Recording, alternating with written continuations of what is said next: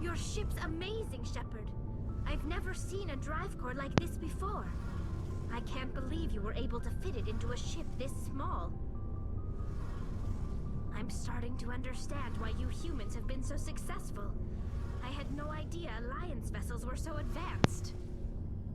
She's so happy. The Normandy's a prototype. Cutting-edge technology. A month ago, I was patching a makeshift fuel line into a converted tug ship in the flotilla. Now, I'm sitting on board one of the most advanced vessels in Citadel space. I have to thank you again for bringing me along. Traveling on a vessel like this is a dream come true for me. I had no idea you found ship technology so interesting. It comes with being a Quarian. The migrant fleet is the key to the survival of my people. Ships are our most valuable resource. But we don't have anything like this. We make do with cast-offs and second-hand equipment. We just try to keep them running for as long as we can. Some of the fleet's larger vessels date all the way back to our original flight from the Geth. I can't believe your fleet's still using ships that are 3 centuries old. They're constantly being repaired, modified, and refitted. They aren't pretty, but they work. Mostly. We've tried to make ourselves as independent as possible on the flotilla, grow our own food, mine, and process our own fuel. But some things we just can't make on our own. A patch to maintain the hull integrity requires raw materials we just don't have. That's why our pilgrimages are so important. I want to know more about the pilgrimage. When my people reach maturity, we leave our birth ships and seek acceptance with a new crew. It's necessary to maintain genetic diversity among the fleet. But no ship wants to accept someone who will be a burden on them. So, to prove our worth, we embark on a pilgrimage. We set out alone, leaving the flotilla and our families behind us. We only return once we have found something of value we can bring back to the fleet. This is presented as a gift to the captain of the respective ship we wish to join. If the gift is accepted, we are welcomed into the crew. Can a captain choose to reject the gift? That doesn't happen often. Most captains are eager to increase the size of their crew. It increases their own standing in our society. Even when the gift is not particularly valuable, the captain usually accepts it out of a sense of tradition. However, there is a stigma to presenting a substandard gift. It's not the best way to make a good impression on a new community. Most pilgrims don't return until they find something worthwhile. I can't believe they just send you off alone. It's not like they just cast us out. Before we leave, we are given lessons in how to survive outside the flotilla, and given gifts to help us on our journey. We also receive implants to fight off sickness and disease. Generations of living in an isolated and highly controlled environment have left our immune systems weaker than most. By the time we leave the fleet, we are well equipped for the pilgrimage.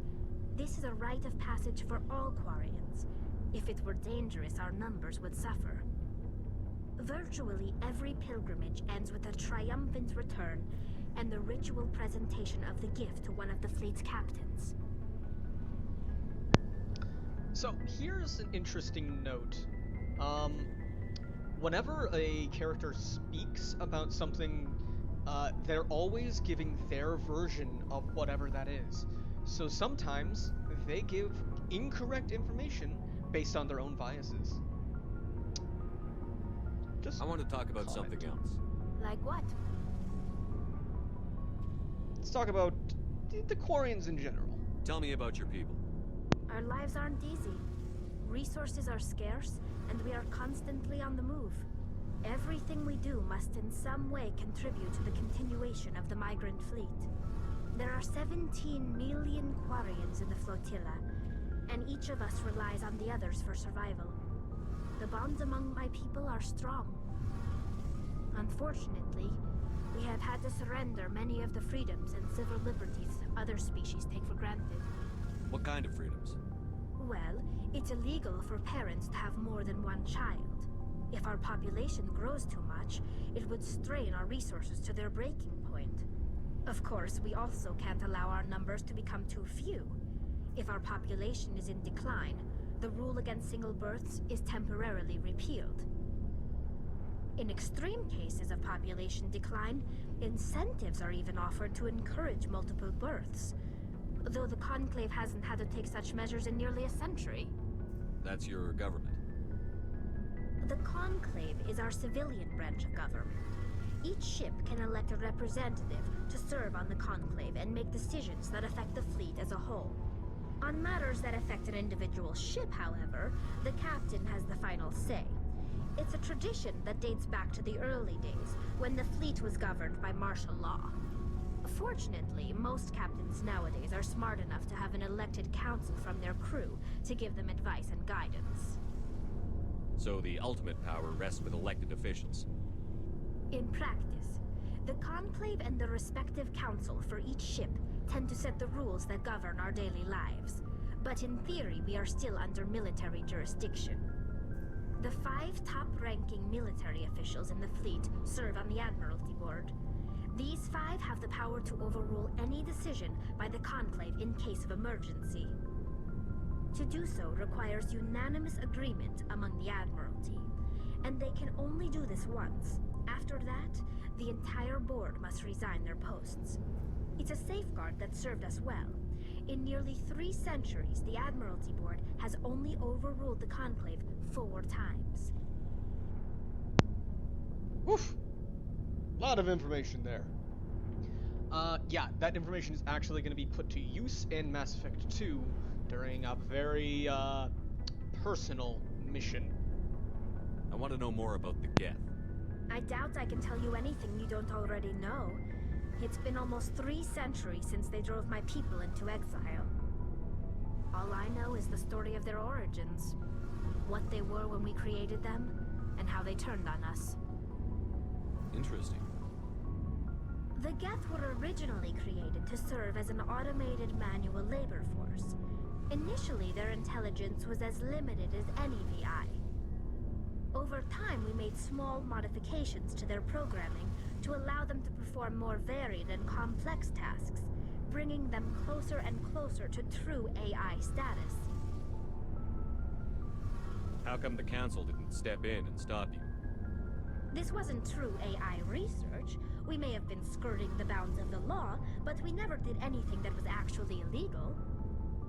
The changes were so insignificant, so gradual, that we were able to control them. Or so we thought. But one thing we underestimated was the power of the neural network. A million Geth thinking simultaneously created an inherently unstable matrix. So, the Geth share brain power? Many of the Geth's logic systems were designed to work in concert with other nearby Geth. Basically, the more of them you have in a group, the smarter they are. So there's some sort of group consciousness? No, nothing like that. They cannot share sensory data or information. Their programming cannot handle that much simultaneous input. Each Geth maintains an individual awareness and identity. The neural network only operates on a process-based level. It's basically the synthetic equivalent of a subconscious. But when they're in close proximity, they can coordinate low-level functional processes, freeing up more capacity for original or independent thought. That doesn't make any sense. I'm probably oversimplifying. The Geth are incredibly advanced and complex creations. All you need to know is that they get smarter when they gather in large numbers. As we built more and more Geth, their effective intelligence became more sophisticated, more abstract. One day, a Geth began to ask its Quarian overseer questions about the nature of its existence. Am I alive? Why am I here? What is my purpose? As you can imagine, this caused a near panic among my people. I don't see what's so bad about those questions. The Geth were created to engage in mundane, repetitive, or dangerous manual labor. That's fine for machines, but it won't satisfy a sentient being for long. The Geth were showing signs of rudimentary self-awareness and independent thought. If the Geth were intelligent, then we were essentially using them as slaves. It was inevitable the newly sentient Geth would rebel against their situation. We knew they would rise up against us, so we acted first. A general order went out across all Quarian-controlled systems to permanently deactivate all Geth. The Geth responded to this order violently. So, essentially what happened here was that they made robots to do all of the stuff they didn't want to do, and then slowly upgraded them to be more intelligent, to the point where eventually they were wondering about their own existence and gained sentiency. So then the response for the Quarians was to wipe them out, even though they would qualify as a new species. So... yeah... You can't blame them for fighting for their survival. We had no other choice. The Geth were already on the verge of revolution. By acting quickly, we had a chance to end the war before it began. The hope was that most of the Geth would still be little more than machines, incapable of organized resistance. But they had progressed much further than anyone anticipated. The war was long and bloody. Millions upon millions of Quarians died at their hands. In the end, we were forced to flee our own homeworld. We feared the Geth would pursue us, but they never came beyond the Veil. Now we drift through space, exile, searching for a way to reclaim what was once ours. Oof, that's like a really tough call. Like, they were defending themselves and they won. So can you really fault them for trying to stay alive? But then again, do you actually qualify them as people? Because they are machine-based and not organic-based. Kind of up in the end there. Or up in the air. It's hard to feel sorry for you. Your ancestors tried to wipe out another species. We made a mistake when we created the Geth in the first place.